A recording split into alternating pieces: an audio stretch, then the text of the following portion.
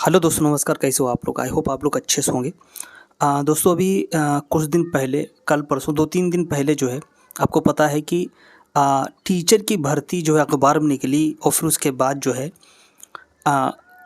Official Twitter account जो है government of UP के जो ऑफिशियल ट्विटर अकाउंट से उसको शेयर किया गया और बताया गया कि ये भर्ती 1,93,000 समथिंग भर्ती थी, करीब 2 लाख के आसपास, और उसको 3 चरणों में पूरा किया जाएगा। ये बाकायदा मतलब ट्वीट किया गया। उसके उसके शायद 2-3 घंटे के बाद ही जो है वो ट्वीट डिलीट कर दिया गया और ये कहा गया कि ऐसी कोई भी भर्ती नहीं आ रही है। यहाँ तक कि अभी आपने सुना होगा, कल या परसों, कल जो है मुख्यमंत्री साहब भी ये कह रहे थे कि अनुपात और समानुपात बराबर है। ठीक है, वो ये बता रहे थे 2-4 स्कूल ऐसे हैं जिनमें संख्या स्टूडेंट के कम है तो वो सबको मर्ज करने की बात कह रहे थे। उसी हिसाब से जो है टीचरों की जो समायोजित करने की बात कर रहे थे। इससे पहले आपको पता है कि जो शिक्षा मंत्री उत्तर प्रदेश के, उन्होंने कहा था कि उत्तर प्रदेश में अनुपात और समानुपात बराबर है। तो दोस्तों मैं ये कहना चाहता हूँ कि ये इतना जो है क्या कहते हैं कि ये मजाक क्यों किया जाता है स्टूडेंट के साथ में। बाकायदा जो है भर्ती निकाली जाती है और कहा जाता है, आश्वासन दिया जाता है कि भर्ती आएंगी, अध्याचन आएंगे, अध्याचन भेजे जा चुके। उसके बाद पता चलता है कि सब तो बराबर है, कोई दिक्कत नहीं है, टीचरों की भर्ती नहीं होंगी। ठीक है, और ये एक बार नहीं दोस्तों, बार बार किया जाता है। अभी आप देखिए कि अखबार में निकला है, उसमें करीब लेखपाल भर्ती के बारे में लिखा है कि 7,994 लेखपाल भर्तियों की जो है ये राजस्व परिषद ने अध्याचन आयोग को भेज दिया है। इसमें बताया गया कि तहसीलदार के करीब 300 पद हैं जो प्रमोशन से भरे जाएंगे और नायब तहसीलदार के 258 पद हैं जिनको बताया गया कि 2023-24 में पीसीएस को भेजा जा चुका अध्याचन है और कुछ समथिंग करीब 67 पदों का अध्याचन भेजा जाएगा।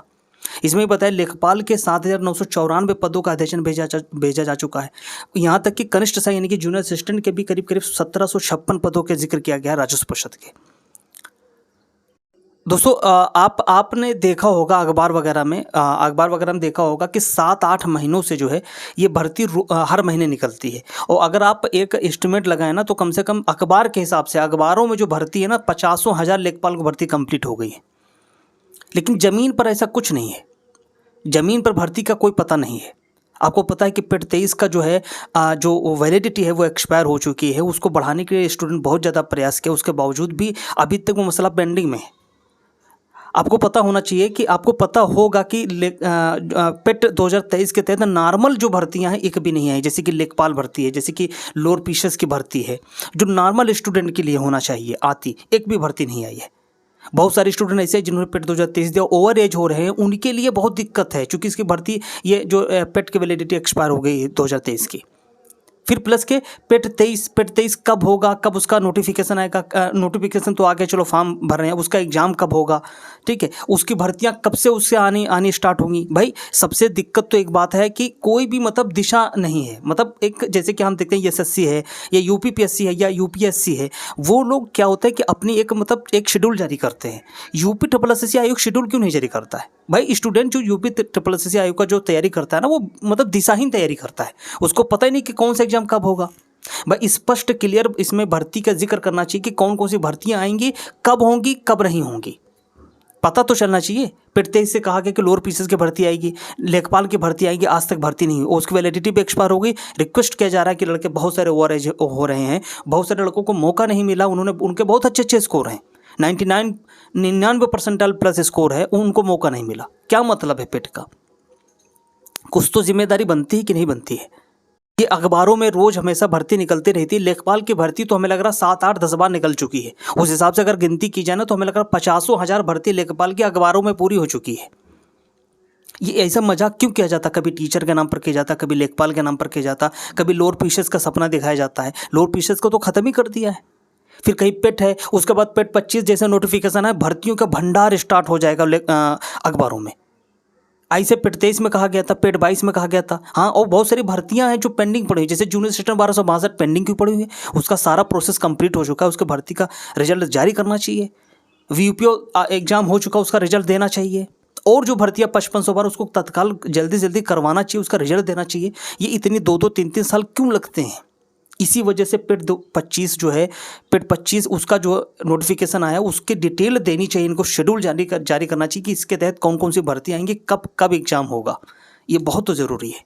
पेट 23 की वैलिडिटी बढ़ानी चाहिए।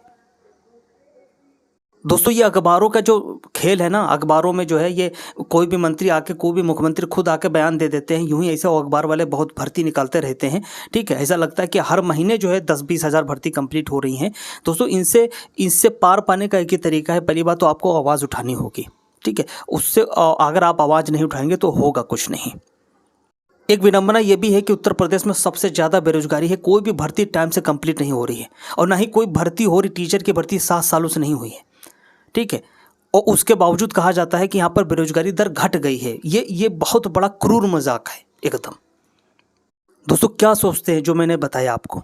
आप सोचते हैं या नहीं? आप अपनी आवाज़ बुलंद कीजिए, बहुत ज़रूरी है दोस्तों। नहीं तो ऐसे 10 साल जो ऐसे गुजरता रहेगा, 2025 भी चला जाएगा, 2026 भी आ जाएगा, फिर इलेक्शन स्टार्ट हो जाएंगे, फिर मालूम आचार संहिता लागू होगी, सब ऐसे रहेगा। फिर भर्ती का प्रक्रिया का टाइम टेबल प्लस का नोटिफिकेशन ये सब दुरुस्त होना चाहिए। ठीक है, शेड्यूल जारी होना चाहिए, टाइम से भर्ती आनी चाहिए। टीचर की भर्ती तो कम से कम नॉर्मल ये है इतने पद खाली कि हर साल 50,000 से 60,000 भर्ती आनी चाहिए। हर साल भर्ती होनी चाहिए टीचर वगैरह की। 7-7 साल से भर्ती ही नहीं है। बताइए क्या हाल होगा शिक्षा व्यवस्था का। अभी हाल में एक रिपोर्ट आई थी, इसमें बताया गया था कि सरकारी स्कूलों में नाम लिखवाने की जो दर है उसमें भारी गिरावट आई है पूरे भारत भर में। उसमें उत्तर प्रदेश टॉप मोस्ट पर था, यानी कि उत्तर प्रदेश में सबसे ज़्यादा गिरावट आई है। और उसके पीछे रीज़न क्या है? इमारत बनी हुई है, स्कूल की इमारत बनी हुई है, उसमें टीचर की कमी है, टीचर है ही नहीं, पढ़ाने वाला कोई है नहीं, तो कोई भी गार्जियन अपने बच्चों का एडमिशन क्यों कराएगा वहाँ पर, बताइए। और प्राइवेट स्कूल वाले वो जो है ना लाखों करोड़ रुपए कमा रहे हैं। एक नॉर्मल स्टूडेंट जो केजी वगैरह का 6 में एडमिशन कराओ ना तो 10-15-20 हज़ार रुपये खर्चा आता है नॉर्मल। और पर मंथ की जो 1,000 रुपये फीस मान के चलो। और जो बताते रहते हैं कहीं ड्रेस के नाम पर, कहीं किताब के नाम पर, कहीं पार्टी के नाम पर, कहीं कुछ। एक नॉर्मल गरीब इंसान पढ़ा ही नहीं सकता अपने बच्चों को। दोस्तों कुल मिला के क्या सोचते हैं आप इस पर? नमस्कार, जवाब दीजिएगा जरूर कमेंट में।